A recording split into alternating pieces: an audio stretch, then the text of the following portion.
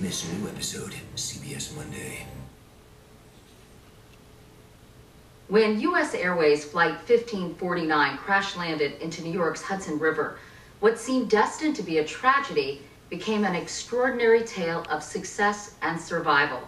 By the time all 155 people were pulled from the icy waters by a flotilla of rescue boats, a story began to emerge of a highly trained pro with a cool demeanor who had deftly guided his doomed aircraft to safety. In an instant, Captain Sully Sullenberger found himself at the heart of an uplifting news story people all over the world wanted to celebrate. Tonight, for the first time, he gives his account of the harrowing 5 minutes in the sky over New York City. It was the worst, sickening, pit of your stomach falling through the floor feeling I've ever felt in my life. I knew immediately it was very bad. Did you think, how are we going to get ourselves out of this? No. My initial reaction was one of disbelief. I can't believe this is happening. This doesn't happen to me. What did you mean by that? I meant that I had this expectation that my career would be one in which I didn't crash an airplane. First responders in New York City expected the worst. An Airbus A320 with 155 people on board down in the middle of the frigid Hudson River. Only 5 minutes earlier, Captain Sullenberger had taken off from LaGuardia Airport on a routine flight bound for Charlotte, North Carolina. It was a normal climb out in every regard, and about 90 seconds after takeoff, I noticed there were birds filling the entire windscreen, from top to bottom, left to right, large birds, too close to avoid.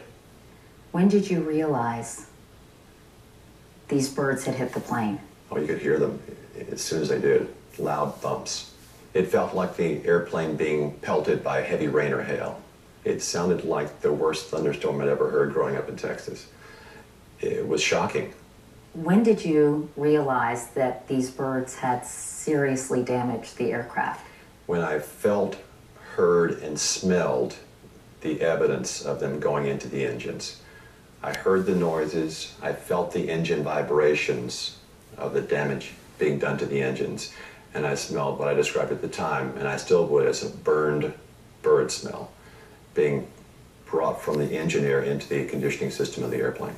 Did you realize right away the engines are failing? Yes, it was obvious to me from the very moment that we lost the thrust that this was a critical situation. Losing thrust on both engines at a low speed, at a low altitude, over one of the most densely populated areas on the planet. Yes, I knew it was a very challenging situation.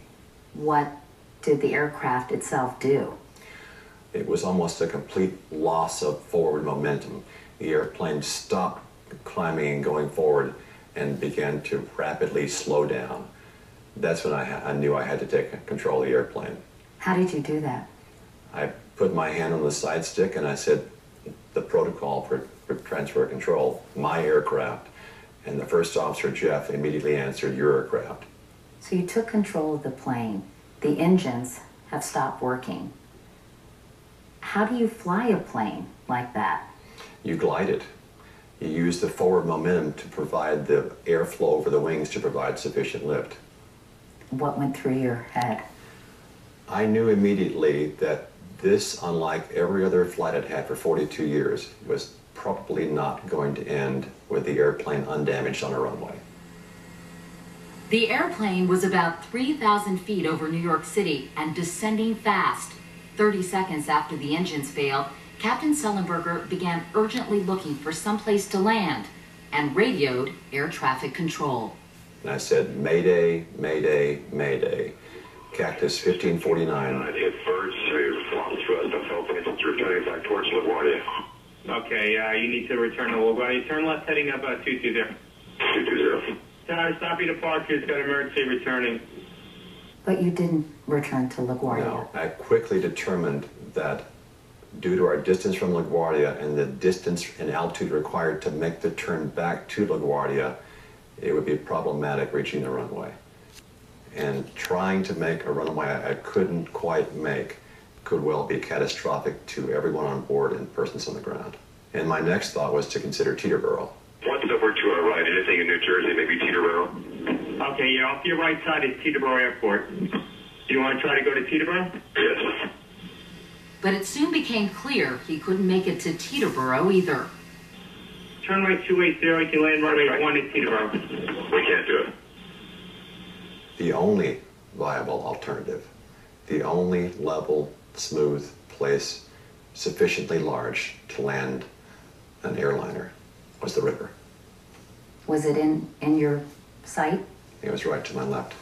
You contacted air traffic control again, didn't you? Yes. As they were going in the Hudson. That decision to go in the Hudson was made 2.5 minutes into the flight and just 1 minute after the birds had hit. Sullenberger and his co-pilot, Jeff Skiles, started preparing to land on the water. What kinds of things did you have to think about or worry about in the process of that? As soon as I assumed control of the aircraft, I turned the engine ignition on.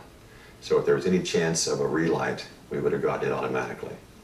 The next thing I did was I started the auxiliary power unit, another small jet engine that we use to provide electrical power for the airplane.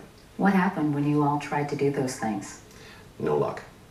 I mean, I got the AP running, I turned the ignition on, but still no usable thrust. We were descending rapidly toward the water. So you were going fast toward the Earth. Yes, the water was coming up at us fast. Do you think about the passengers at that moment? Not specifically. I mean, more abstractly, perhaps. I mean, I knew I had to solve this problem. I knew I had to find a way out of this box I found myself in. Did you at any point pray? I would imagine somebody in back was taking care of that for me while I was flying the airplane. About 155 people? I think my focus at that point was so intensely on the landing. You couldn't think of anything else? I thought of nothing else.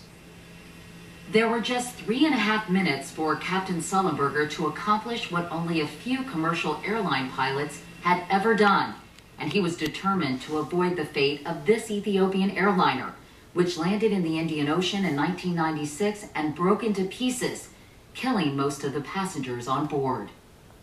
That's what I was trying to avoid. What were some of the things you had to do to make this landing successful?